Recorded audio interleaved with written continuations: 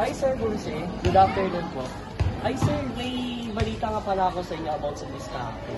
Sir, meron daw po namaril na businessman dun sa may road bridge na may Boso-boso. Antipolo Boso. Boso-boso. Businessman. Kasi pinagtulungan siya ng dalawang bike.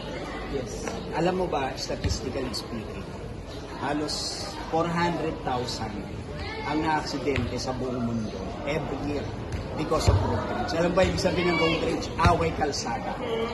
Tapos merong 150,000 ang namamatay taon-taon sa buong mundo dahil sa away kalsada.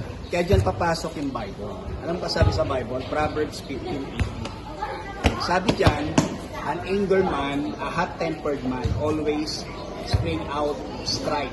Nagdudulot ng away at kaguluhan. Ang magagaliting tao.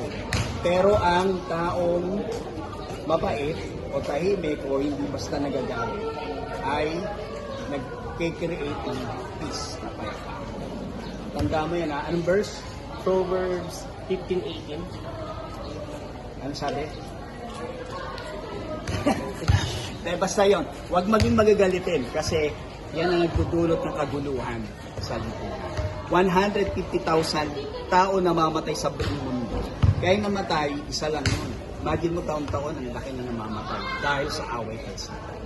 Ikaw, magka-drive ka ba hindi? Yes, now motor, tsaka bike.